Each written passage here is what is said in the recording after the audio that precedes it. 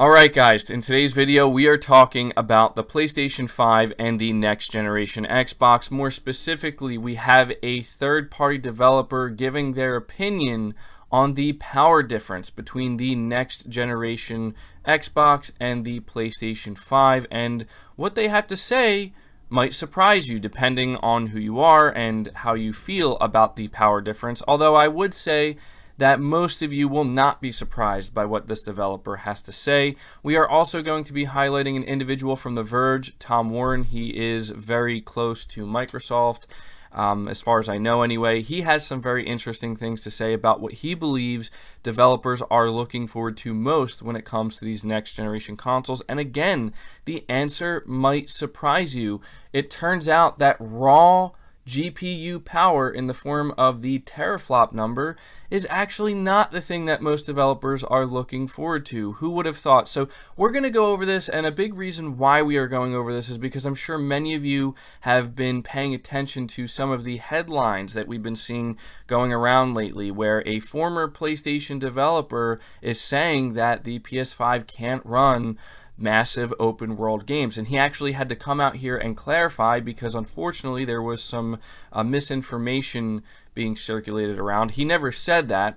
In fact, if you go listen to exactly what this developer had to say, he was talking about ray tracing, and he simply said that when it comes to the massive big open world third-party games, the Xbox might have better ray tracing. And considering how many compute units are in the Xbox, yeah, that's probably a safe assumption, but that's pretty much all he said.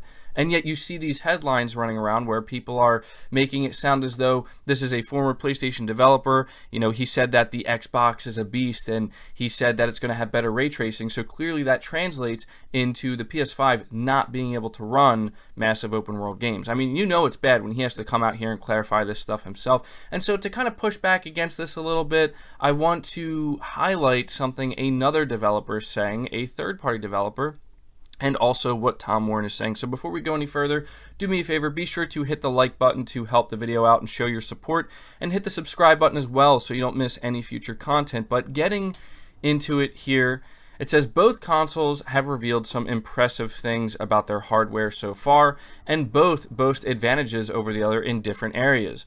The one area where the next generation Xbox is looking like it has the upper hand is pure raw power with, for instance, a GPU with a clock speed of 12 teraflops as opposed to the PS5's 10.3 teraflops. But how much of an effective difference will something like this make to developers in the long run? According to Marc-Andre Jutras, technical director at Cradle Games, developers of the upcoming sci-fi Souls-like action RPG Hellpoint, probably not too much. In a recent interview, when we asked Jutras about whether he thinks the aforementioned difference will have too much of an impact in the long run, he suggested that it wouldn't, since there's multiple other factors at play. To be honest, probably not, Jutras said. Previous consoles have always had this kind of difference, especially the PlayStation, which always tended to have tweaks and hardware-specific accelerations, especially with today's GPU. How are those flops used? Jutras continued. Any dedicated physics cores? What about audio processing, neural networks, and let's not get started on ray tracing. It doesn't matter if you have twice the flops but can only use half of them, right? Now that is a pretty loaded statement that he's making there, and I'm not going to run with this and say, oh, look at that, see, he's making it sound as if the 12 T-flops inside of the next generation Xbox are completely useless and will not be used. I'm not saying that, and frankly I don't think he's trying to say that either.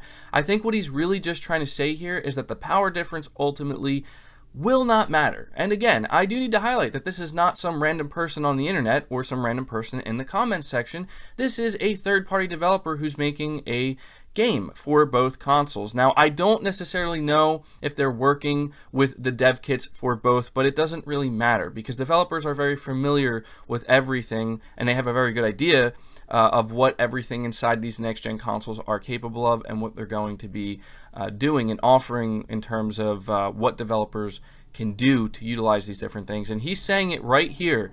He doesn't think it's going to make much of a difference. He says that it's always been this way. There have always been power differences, and the truth is, it's very rare that you see a huge difference in the long run, even when there is a power difference. And he's specifically going on to say that the flops really don't matter that much. It's not really about the flops or the flop count, I guess you could say. It's how you utilize those flops. And if there's one thing that we've been hearing a lot of developers say in a very positive way about the PS5 is how easy it is to develop for and how easy Sony has made it to really kind of take full advantage of the PlayStation 5 hardware in a very short amount of time. And that is a very critical thing when it comes to game development. So just had to highlight that. Again, there has just been so much garbage circulating around recently, just trying to basically slander the PlayStation 5 and make it seem as though if you're somebody who is looking forward to this console, you know, you're going to be getting a significantly inferior console. I literally watched a video the other day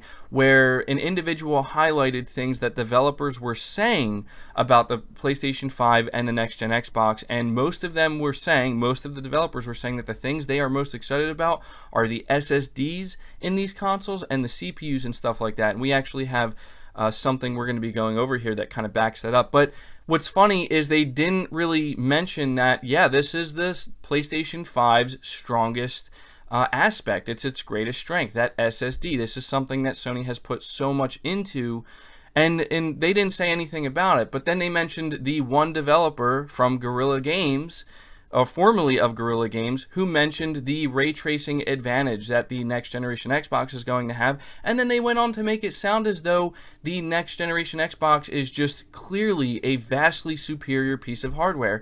And to me, I'm just like, what is going on here? Like, are people not understanding that what developers are saying, what most developers are saying, that they're most excited for are the things that Sony is putting the most emphasis on? I don't get it. I mean, look, you're going to have developers that give their opinions, and you're going to have some developers that are more excited about compute unit count, and you're going to have other developers who are much more excited about SSDs and I/O throughput and stuff like that. I'm just going to put it on record here and say that most of the developers that I've been paying attention to, or most of the headlines that I've been seeing, it sounds to me like most developers are excited about the SSD speeds, the I/O throughput, and the CPUs. And the GPU really isn't something that is talked about all that much. Just putting that out there. But moving on to the final topic here, it has to do with Tom Warren and what he had to say. He said, for those unfamiliar, Tom Warren is the senior editor of The Verge due to, he's got to read over a lot of feedback of the systems from various developers. And it seems like they're more in line with thinking that the CPU and the SSD are the most important thing for features like FPS and crossplay. He doesn't dismiss the importance of teraflops per se, just that it may not be as important as you think. Oh, who would have thought? Crazy, right? So this is exactly what he said in his tweet. He said, I've been saying, he actually quoted himself.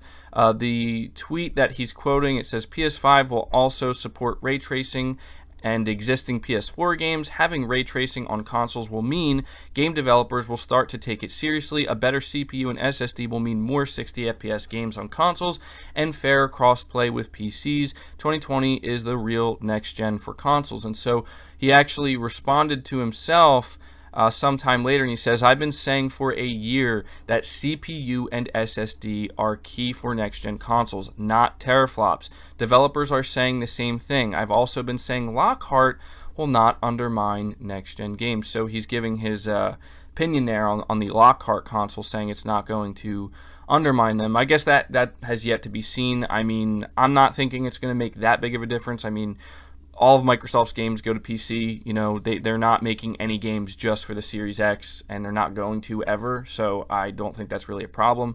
Anybody buying a Series X should not expect that hardware to be 100% fully utilized unless Microsoft announces that they will be making games just for that console alone. Okay, so getting back here, though, I digress. We have Tom Warren. Now, he's not a developer, but he works for The Verge. He talks to a lot of developers, and he's probably been talking to a lot of developers more recently, and it seems as though based off of what he is hearing, it sounds like the CPU and the SSD are the things that, developers are most excited about. And again, that SSD. I'm telling you, I've seen so many people continually try to underplay and downplay what Sony is doing with their SSD, making it sound as though it's not going to have any meaningful impact other than slightly better load times, and they are literally wrong. Now, I'm not a developer, but I'm not going to go against developers who are out here saying, yes, the SSD will make a huge difference when it comes to what we see specifically from Sony's first-party games, but even to a certain extent what we can see with third-party games. You know, the PS5 will be the faster console, and to some people that's going to matter a lot more. You know, these developers are very excited about I/O throughput, man, and that's all I've been hearing about lately. So, you know, I had to take time to highlight this because I continually see people letting me know that the PS5 is completely weak, it's not a great console at all, and it just can't even hold its own against the next generation Xbox. And I'm just like, look, you can say all you want, but we have developers out here and other individuals within the industry who talk to a lot of developers saying the literal opposite. So yeah, basically what it all comes down to, guys, is turns out T-flops really don't matter that much. In reality, it doesn't matter that much to developers. It doesn't matter that much when they're creating their games. The only time T-flops matter is when it comes to marketing, because it's an easy way to market your console. Microsoft was the one who started the whole teraflop marketing back in, I think, 2016 or 2017 with the Xbox One X, and clearly they decided to continue doing so with the next generation Xbox. So at the end of the day, I'm not going to make my console purchase based off of a T-flop count. I made that mistake once in the past and I got burned by it, and there's absolutely no way I'm going to make that mistake again. So at this point, I'm going to ask you guys to let me know your thoughts down in the comments below. What do you think about what this developer had to say about both next-gen consoles, and what do you think about Tom Warren's comments? Just let me know all your thoughts down below. I will be interested to see what you guys have to say. Leave the video a like if you did enjoy it or found it informative. Subscribe to the channel if you're new and haven't already. Hit the bell notification icon so you never miss an upload, and feel free to share this video out on top of all that. But until next time, guys, take care.